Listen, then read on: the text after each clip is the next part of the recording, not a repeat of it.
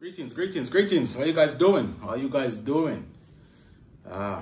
It's another Friday. Another Friday. Another time to be inspired. Another time to inspire. Another day that we are alive in this crazy world that we're living in right now. Another day to be grateful. Gratitude is a must, and I am grateful for being alive.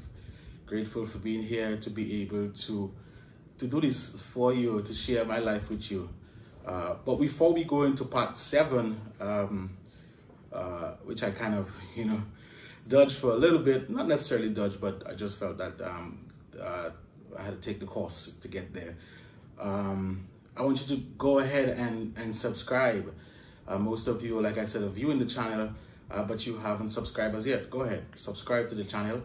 And if you like the content, please give it a thumbs up. Hit the notification bell so you can know when I post new content, which is every other Friday. So we're here. I'm here in Anguilla. We're still in lockdown mode. I'm still using my iPad. So I'm still, again, like I said, I'm still trying to figure out where's the lens. Where's the lens? I'm still a bit disoriented here. But we have to do what we have to do. So far, so good. I don't have to go and give any reports on what we are going through. I think the whole world knows what we are going through, and we're going to be out of it soon. But yeah, part 7. So yeah, I wanted to slow down a little bit today in part 7 and just touch 3 different points. Because I think those 3 points, if I keep going, they can go on for a long time, because and my whole life story, I'm really summarizing my life story for you and giving you just the bits and pieces that I think that you would be interested in. But there's so much to my life story. If I have to just take one particular segment or one particular topic and break it down, we could be here for hours. And at some point, maybe that will happen. But for now, I'm just keeping it short and sweet and trying to keep you entertained. But I something very interesting happened to me when I moved to Anguilla, and I kind of forgot to introduce that part when I was talking about getting into Anguilla, and I wanted to go back to that part because it really kind of stems from everything I'm doing right now. It really, kind of dictated the way I move, the way I think, and everything that I do right now really was because of that particular, let's say, I don't want to call it an incident or that particular experience that I had. Before I came to Anguilla, I used to work on a cruise ship. I worked on a cruise ship for 3 years, like I told you guys about. When I was leaving the cruise ship, a friend of mine gave me a book called The Secret. I had never read a book from cover to cover since that time. And she gave me the book called The Secret. Big up to Kirsty. And I read the book cover to cover. And that book just kind of basically opened up my mind, and helped me to understand, how you can really will things into being, the power of attraction and the power of bringing things into being and all that kind of stuff, which I think is very real and very powerful, and energy, and it helped me to understand, different mix and moods and attitude and why people behave the way they behave. And I went a little deeper than just what the book told me and kind of stretched it out into my whole life, really. And it started to make me think different about life, different about people, different about energy. I started to get very much aware of energy. And kind of sort of that's the reason why I kind of don't go out right now. I'm an introvert, and I don't go out right now because I'm so sensitive to energy. And so people's energy tend to throw me off sometimes, or if I'm in a room with too many people and too much mix and moods of attitudes and energies going around, it gets me uncomfortable because I'm so sensitive towards it. And that's part of the trait of what the book kind of did to my life, which I think is a good thing. But there was one part in the book that said to do a vision board and envision what you want in life and put it somewhere where you can see it when you wake up in the morning, and you can see it when you go into sleep at night. I did a vision board, and I wish I had the vision board here with me today. I found bits and pieces of it. My boy O'Malley I had it for a while because I was living at O'Malley's place when I just moved to Anguilla. And I had O'Malley read that book. I had a few people read the book. I still have it because the book passed around and I wanted to share it. It's a little bit dilapidated right now. And because of that, I don't lend out books anymore. I have quite a few books. I don't lend out books anymore. As a matter of fact, I was doing a count in my books the other day and I realized I have one book that is out, which I want to try and get back at some point. But because of The Secret, I don't lend out books anymore.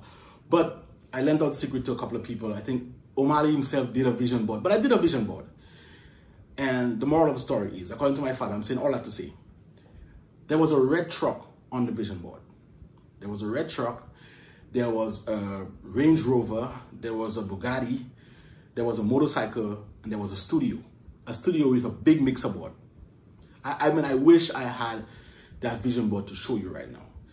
It is so interesting that everything on the vision board, I kind of got it, in my opinion. Oh, there was a Grammy Award on the vision board. Everything on that vision board, I have it. And I can make this whole series just about the vision board because there's so much elements I can go into that can take me more than half an hour just to go into that whole vision board thing. But I remember there was a particular red truck on that vision board. It was a Toyota Tacoma X-Runner. And I was like, that's my dream truck right there. You know, I have changed now and I'll tell you what my dream truck is right now. Some of the things on my vision board has changed because as I'm evolving, you know, I was into, you know, Range Rover and Bugatti. I'm not really into those things right now. I don't really care for Bugatti or Range Rover or whatever. But I still feel like I have a car right now, which kind of substitutes for the Bugatti. Well, not substitute for the Bugatti, but in my opinion, represents a car. I have a SUV, which kind of represents the Range Rover, in my opinion. I have a studio, which represents the studio. I have a motorcycle. I work with the Grammy organization, and I had the exact same truck. I remember I was passing Island Harbor one day. Timmy had that truck. Timmy had brought down that red truck. And I saw the red truck, and I called Sharon, and I said, somebody brought my truck down. I saw my truck. And she's like, oh, yeah, whatever. Anyway, I was living at South Hill at the time, and I had a shop called D's Boutique. That's something I forget to tell you guys about. Like I said, so much information, I can't say everything. And although I said I'm going to touch 3 topics today, maybe I might never leave the vision board part. And that's fine. We can always get back to the other ones because I really want to kind of break down that process for somebody that may want to use this as kind of like a template for them. Again, if you want to go out there and you want to purchase the book, The Secret, it's a great book. And there are lots of other great books that I can recommend for you if you want. You can leave a comment in the comment section if you want me to recommend some books for you that I read. Because since after The Secret, I've started reading a lot of books.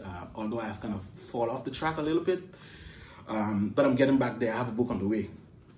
But I was sitting in front of the shop one day. Me and Hughes, big up to you, girl, my wife's brother. We were sitting there, we were talking because that was like the hangout spot. You know, the shop is open and we're on the porch. Vehicles passing, me and staying ourselves. And the truck passed. And I was like, I said, Hughes, this dude got my truck driving. Because that's just how I was. I felt like, okay, when I want something, I'm going to get it. I'm still like that. And that's what has brought me to the place where I am today. Of just seeing things and just envisioning them. When I want something, I live, breathe, eat that thing. I get up every morning, I look at videos. Before I go to bed at nights, I look at videos. All during the day, I look at videos. I'm actually doing this right now, and I'll tell you about that in the next episode for something that I want right now. Well, I think it's a need, in my opinion, but most people might say it's a want. And I saw the truck pass, and I said, yo, this dude got my truck driving. And you say, you want to buy this truck? So I said, yeah. He said, let me call him. I have his number. So you pick up the phone. He called Timmy. Like, yo, Timmy, what's going on? He said, come back. I buy the shop there. Come back by the shop. Timmy came back by the shop with the truck. So I said, bro, you got my truck driving? And he said, you want this truck? I said, you got my truck driving. He said, I can sell you this truck. I said, yeah, really? I said, how much you want for it? He told me how much he wanted for it at that point. I said, okay, what about I give you X? He's like, all right, cool. I said, can you give me an invoice? At that time, I had just moved to Anguilla. It probably was like, I was probably here for like 3 years, maybe 3 years. I was still on work permit waiver. And at that time, for the bank to give you a loan on a work permit or work permit waiver was very, very difficult, because you basically can get rejected any day and have to go back home. So I told my wife, I said to her, I'm going to show you how I'm going to get a loan for this truck. She's like, I don't think you're going to get a loan for this truck, Darius. I mean, I'm talking about over $20,000 in total. And 3 years since I've been here. She said, Darius, you ain't going to get a loan for that truck. I said, watch. I said, not only I'm going to get a loan for that truck, but it's going to happen so fast that you're not going to believe. I went to the bank on a Monday. That time it was NBA. I went to NBA. I told them I wanted to buy a truck. They told me to bring whatever particulars, the invoice for the truck, blah, blah, blah, blah, blah. And I envisioned myself driving that truck all week. Like, I envisioned myself driving that truck all week. So all week from I left the bank, I envisioned myself driving from the bank in the truck. I had a visual as to what the truck looked like after the guy brought it to me, and we take a little drive. And so I envisioned what it looked like. And I envisioned myself, I had a car at the time, but I envisioned myself driving the truck the whole time. And no, I didn't have a car at that time. I used to use my wife's car. So, because I had a car and I had sold it. And a Friday morning, the bank called. Friday morning, I'm talking about, I went to the bank on Monday. Friday morning, the bank called. The girl was like, Mr. James, I just wanted to call to let you know that your loan was approved and you have to bring XYZ, XYZ, XYZ, and you can get your check for the loan. I called my girlfriend at the time. I said, the bank just called. She's like, what? I said, the bank just called. I mean, I was so excited. Timmy wasn't on island at that time. I insured the truck. And Timmy still had it. I didn't pay him for it yet, and I insured it. As a matter of fact, on Monday, after I went to the bank, in faith, I bought something. I ordered something on Amazon for the truck. Watch me. I ordered something on Amazon for the truck after I left the bank on Monday. That's how much faith I had that that truck was mine. Because I was like, this is my truck on the vision board, and this is the truck I'm going to get. So I ordered something for the truck in faith that when they call me, when the bank calls me, that truck is going to be mine, I will have what I ordered for it. That's how powerful your mind is. And I willed, and I tell myself, this is what truck I want, you know? And, you know, I had the truck for quite a while. Interestingly enough, I had a house on the vision board. And when we moved into this house, when we did the studio and stuff, Riusmusiq, I don't know if he remembers, Riusmusiq came to the studio one day, and he was going through some papers, and one of the paper that had the house on it, the picture of the house for the vision board, it passed through his hands, and he was like, he said, is that the house you're living in right now? So I said, not really. He said, it looks like it. He said, and it has a red vehicle parked under it, and you have a red truck parked right outside there. And then I look at the picture and I was like, OMG. It was almost an identical picture of the house I had on my vision board. I was living in it. I'm still living in it. And there was a red vehicle parked under it. The truck I had at the time was a red truck. Like, is that a coincidence? No, it's not. So, you know, that book really, really, really, you know, changed my life and changed the way I think. And up to this present moment, everything I want in life, I will them into existence. Everything. If I want something and I don't really want it, I don't put as much energy into it. But as long as I tell myself I want something, I tell myself I already have it. As a matter of fact, there's something that I want right now. And I told myself already that I already have it. And I've been doing the very same thing I did to obtain the red truck. I'm doing the very same thing that I'm doing right now to obtain what I want right now. Every other thing in life, from Anguilla Music Academy to everything you see me have in life, I've done the very same thing to obtain it. And most of the time, after I have those stuff, I was like, how did this really happen? Like, how do I have a car, a Jeep, 2 bikes? Like, it's not like I have that much money. How did I really pay for those things? How did I, Like, how did these things happen? Because those things have been, if I tell you the story of how I get those things, it's so mysterious. Like, I remember when I had the small studio downstairs of my house, which is like right where I'm sitting right now. I looked around one day and I was like, that's $50,000 worth of stuff. Like, how did I accumulate those things? I almost don't feel like I spent $1. Like, how did these things happen? I mean, I have a multi-million-dollar facility, and I'm not saying this to boast or to brag in any way, shape, or form. I'm just being grateful. I'm just telling you, you know, how you can will things into existence. And I'm like, how did this happen? How did this really happen? Like, I literally asked this guy for $500,000. $500,000 is what I asked this guy for. And when we get to that, I don't want to get into it because I've already stretched this secret part and this vision board and this wheeling part a little longer than I wanted to. And I feel like I'm just going to touch this point for this video, and then I'm going to get to the other points. Maybe I'll start doing a video every week now that we're on lockdown and I have some time. So I can get to the points, because I thought I would hit 3 points today, but I can only hit 1 because it's already, you know, we're already 15 minutes and counting, you know. But I mean, I asked this guy for $500. You know, I just wanted to do an extension on my studio in my house. $500, you know, buy, you know, a few good equipment, and then $500 turned into, you know, we spending $250,000 on AMA Light. And then we spend like almost $2-3 million on AMA now. And when I look at the picture, when I look at the room that I sit in and work today, it's almost the very same picture that I had on my vision board with this big mixer board that I was just dreaming. It was just a dream. It was just a dream. If you have a dream, you don't have to have money. You just have to believe in that dream so much that one day somebody with money will see the dream for what it is and invest into it. But you also have to invest into it yourself. You have to invest time, sweat. I bleed, eat, sleep, everything the AMA Center for the past 9-10 years. Everything was about Anguilla Music Academy, which is now the AMA Center. Everything.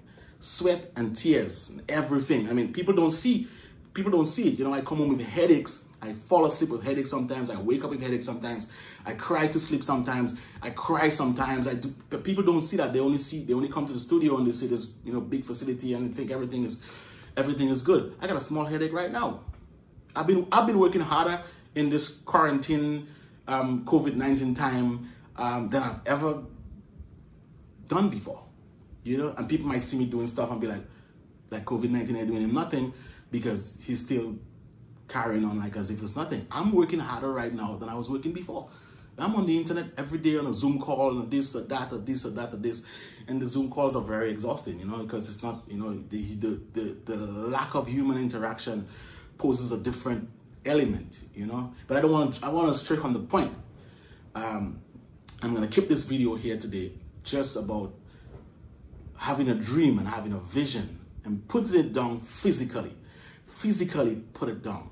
Envision what you want in life and strive towards it. Will it into existence. I am willing something into existence right now, and I'll tell you about it when I have it in my possession. It's not in my possession right now, but when I can already see it in my possession. I've already started ordering stuff for it. Yes, you might think I'm crazy. I'm not crazy. I'm ordering stuff for it because guess what? Somebody has it, but it doesn't belong to them. It belongs to me because I willed it. I took it from them already in my mind. So, if you have a dream, again, I say, if you have a dream, you don't have to have money. You just have to believe in that dream enough. And so one day, someone with money will see the dream for what it is, and they will invest into you and into that dream. But you first have to invest into it yourself. You have to invest time. You have to invest sweat of your brow, like the Bible says, from a man's sweat of his brow he shall eat bread. I have sweat, and now I can eat bread. I'm still sweating. I'm always going to be sweating because that's just who I am. So, I hope you were encouraged today. Go ahead, get a book, grab a book and read. And if you want to know what other books that I read, leave a comment in the comment section. I'll tell you what other books that I read. Again, like I said, I had 3 points today, but I think I'm just gonna stick to that 1 point, and then maybe next week I will bring out the other point into part 7. So maybe this one is part 7-1, and then maybe the next one will be part 7-2. I don't know, but maybe it will be a part 8. We don't know. But again, you're looking at this video, you were encouraged. You've been looking at my videos. Hit that subscribe button. It helps.